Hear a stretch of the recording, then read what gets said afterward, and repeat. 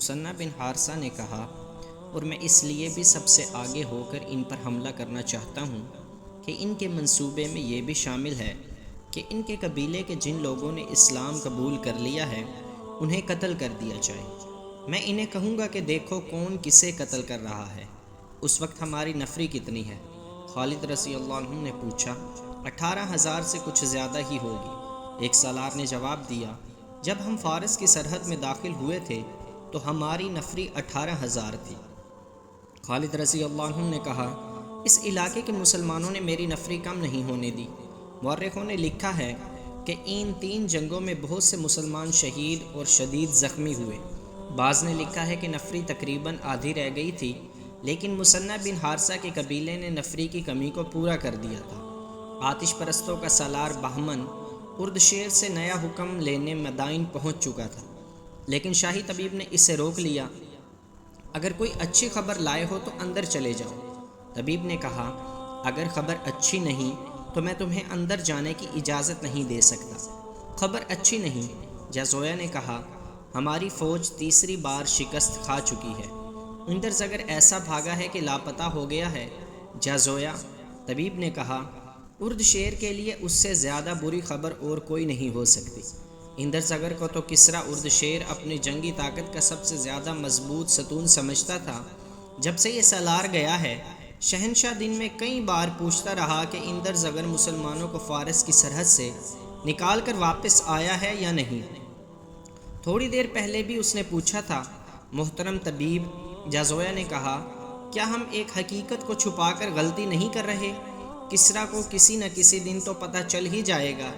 جازویا، طبیب نے کہا، میں تمہیں خبردار کرتا ہوں کہ اگر تم نے یہ خبر شہنشاہ کو سنائی تو اس کا خون تمہاری گردن پر ہوگا۔ جازویا وہیں سے لوٹ گیا، لیکن اپنے لشکر کے پاس جانے کی بجائے اس خیال سے مدائن میں رکا رہا کہ ارد شیر کی صحت ذرا بہتر ہوگی تو وہ اسے خود شکست کی خبر سنائے گا اور اس کے ساتھ وعدہ کرے گا کہ وہ مسلمانوں سے تینوں شکستوں کا انتقام لے گا۔ اس روز یا 1-2 روز بعد عیسائیوں کا ایک وفد ارد شیر کے پاس پہنچ گیا۔ اس کا طبیب اور شاہی خاندان کا کوئی بھی فرد قبل از وقت نہ جان سکا کہ یہ وفد کس مقصد کے لیے آیا ہے۔ ارد شیر کو کیونکہ معلوم تھا کہ عیسائیوں نے اس لشکر میں شامل ہو کر مسلمانوں کے خلاف جنگ لڑی ہے، اس لیے اس نے بڑی خوشی سے ان عیسائیوں کو ملاقات کی اجازت دے دی۔ اس وفد نے ارد شیر کو پہلی خبر یہ سنائی کہ سالار اندر زگر شکست کھا گیا ہے۔ اندر زگر شکست نہیں کھا سکتا۔ ارد شیر نے ایک جھٹکے سے اٹھ کر بیٹھتے ہوئے کہا، کیا تم لوگ مجھے یہ جھوٹی خبر سنانے آئے ہو؟ کہاں ہے اندر زگر؟ اگر اس کی شکست کی خبر صحیح ہے تو یہ بھی صحیح ہے کہ جس روز وہ مدائن میں قدم رکھے گا وہ اس کی زندگی کا آخری روز ہوگا۔ ہم جھوٹی خبر سنانے نہیں آئے۔ وفد کے سربراہ نے کہا، ہم آپ کی اس تیسری شکست کو فتح میں بدلنے کا عہد لے کر آئے ہیں، لیکن آپ کی مدد کے بغیر ہم کامیاب نہیں ہو سکتے۔ ارد شیر کچھ دیر چپ چاپ خلا میں گھورتا رہا۔ اس کی بیماری بڑھتی جا رہی تھی، وہ بہت کمزور ہو چکا تھا، دواؤں کا اس پر الٹا اثر ہو رہا تھا۔ اب تیسری شکست کی خبر نے رہی صحیح کسر بھی پوری کر دی۔ اس کا طبیب اس کے پاس کھڑا تھا۔ کسریٰ کو اس وقت آرام کی ضرورت ہے۔ طبیب نے کہا، معزز مہمان اس وقت چلے جائیں تو کسریٰ کے لیے بہتر ہوگا۔ عیسائیوں کا وفد اٹھ کھڑا ہوا۔ ٹھہرو، ارد شیر نے نحیف آواز میں کہا، تم لوگوں نے شکست کو فتح میں بدلنے کی بات کی تھی، تم کیا چاہتے ہو؟ اپنے کچھ دستے جن میں سوار زیادہ ہو ہمیں دے دے۔ وفد کے سربراہ نے کہا، ہمارا پورا قبیلہ الیس پہنچ چکا ہوگا، جو مانگو گے دوں گا۔ ارد شیر نے کہا، بہمن کے پاس چلے جاؤ اور اس کا لشکر اپنے ساتھ لے لو۔ جازویا دلجا کے قریب کہیں ہوگا۔ بہمن جازویا مدائن میں ہے، کسی نے ارد شیر کو بتایا۔ وہ شہنشاہ کے پاس آیا تھا، لیکن طبیب نے اسے آپ تک آنے نہیں دیا۔ اسے بلاؤ۔ ارد شیر نے حکم دیا، مجھ سے کچھ نہ چھپاؤ۔ جب جازویا ارد شیر کو بتا رہا تھا کہ اسے میدان جنگ تک پہنچنے کا موقع ہی نہیں ملا، اس وقت الیس میں صورتحال کچھ اور ہو چکی تھی۔ جازویا اپنے دوسرے سالار جابان کو لشکر دے آیا تھا اور اس نے جابان سے کہا تھا کہ وہ اس کی واپسی تک مسلمانوں سے لڑائی سے گریز کرے۔ جابان الیس کے کہیں قریب تھا۔ اسے ایک اطلاع یہ ملی کہ عیسائیوں کا ایک لشکر الیس کے گرد و نواح میں جمع ہے اور دوسری اطلاع یہ ملی کہ مسلمانوں کا لشکر الیس کی طرف بڑھ رہا ہے۔ جابان کے لیے کوچ کا حکم دیا اور الیس کا رخ کیا۔ ابھی جازویا واپس نہیں آیا تھا۔ جابان تک ارد شیر کا بھی کوئی حکم نہیں پہنچا تھا۔ چونکہ وہ وہاں موجود تھا اس لیے یہ اس کی ذمہ داری تھی کہ مسلمانوں کو روکے۔ تاریخ میں بکر بن وائل کے ان عیسائیوں کی تعداد کا کوئی اشارہ نہیں ملتا جو الیس میں لڑنے کے لیے پہنچے تھے۔ ان کا سردار اور سالار اعلیٰ عبد الاسد اجلی تھا۔ وہ مدائن سے اپنے وفد کی واپسی کا انتظار کر رہے تھے۔ خالد رضی اللہ عنہم انتظار کرنے والے سالار نہیں تھے۔ انہوں نے اپنی فوج کو تھوڑا سا آرام دینا ضروری سمجھا تھا۔ پھر انہوں نے الیس کی طرف پیش قدمی کا حکم دیا۔ رفتار معمول سے کہیں تیز رکھی۔ مثنہ بن حارثہ اپنے جان بازوں کا دستہ لیے باقی لشکر سے الگ تھلگ جا رہا تھا۔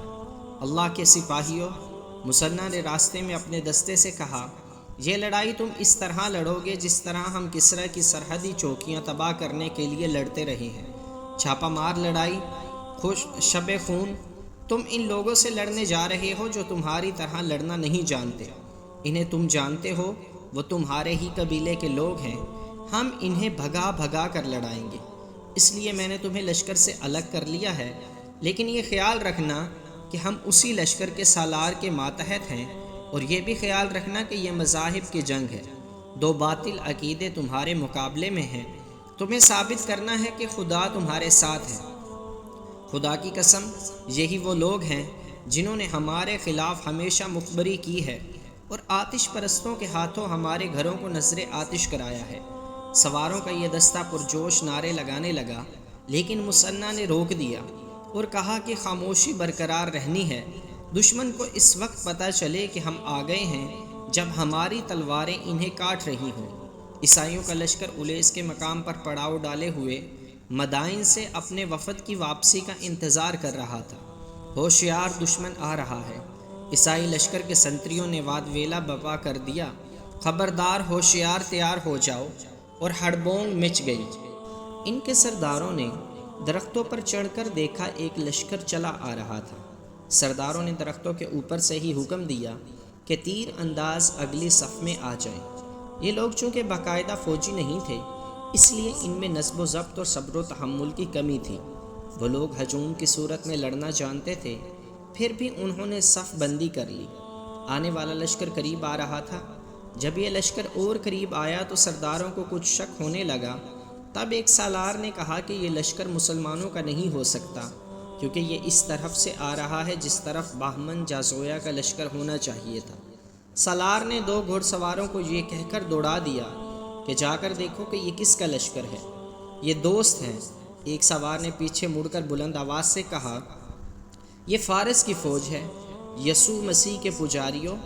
درخت سے سالار اعلیٰ نے چلا کر کہا، تمہاری مدد کے لیے مدائن سے فوج آ گئی ہے۔ عیسائی نعرے لگانے لگے اور تھوڑی دیر بعد جابان کا لشکر عیسائیوں کے پڑاؤ میں آ گیا۔ جابان نے اس تمام لشکر کی کمان لے لی اور عیسائی سرداروں سے کہا کہ اب وہ اس کے حکم اور ہدایات کے پابند ہوں گے۔ جابان نے عیسائیوں کا حوصلہ بڑھانے کے لیے پرجوش تقریر کی، جس میں اس نے انہیں بتایا کہ اب انہیں پہلی تینوں شکستوں کا انتقام لینا ہے، اور تم اپنی جوان عورتوں کو بھی ساتھ لائے ہو۔ جابان نے کہا، اگر تم ہار گئے تو یہ عورتیں مسلمانوں کا مال غنیمت ہوں گی، انہیں وہ لونڈیاں بنا کر لے جائیں گے، انہی کی خاطر اپنی جانیں لڑا دو۔ عیسائیوں کی صفوں میں جوش و خروش بڑھتا جا رہا تھا۔ وہ تو پہلے ہی انتقام کی آگ میں جل رہے تھے، اب اپنے ساتھ فارس کا ایک منظم لشکر دیکھ کر وہ اور زیادہ دلیر ہو گئے۔ مدینہ کی فوج کی پیش قدمی خاصی تیز تھی۔ مثنہ اپنے دستے کے ساتھ دائیں طرف کہیں آگے نکل گیا تھا۔ وہ سرسبز و شاداب علاقہ تھا، درختوں کی بہتات تھی، ہری جھاڑیاں اور اونچی گھاس بھی تھی۔ تھوڑی دور جا کر آدمی نظروں سے اوجھل ہو جاتا تھا۔ یہ وہ علاقہ تھا جہاں فارس کے بڑے بڑے افسر سیر و تفریح اور شکار وغیرہ کے لیے آیا کرتے تھے۔ الیس سے آگے حرہ ایک شہر تھا جس کی اہمیت تجارتی اور فوجی لحاظ سے خاصی زیادہ تھی۔ آبادی کے لحاظ سے یہ عیسائیوں کا شہر تھا، جو ہر لحاظ سے خوبصورت شہر تھا۔ اور یہ بھی ذہن میں رکھو، جابان لشکر کے سالاروں سے کہہ رہا تھا کہ آگے حرہ ہے۔ تم جانتے ہو کہ ہرہ ہماری بادشاہی کا ایک ہیرا ہے۔ اگر مسلمان اس شہر تک پہنچ گئے تو نہ صرف یہ کہ کسریٰ کا دل ٹوٹ جائے گا بلکہ فارس کے پورے لشکر کے حوصلے ٹوٹ جائیں گے۔ ہرہ مدائن سے زیادہ قیمتی ہے۔ سبزہ زار میں ایک گھڑ سوار جیسے تیر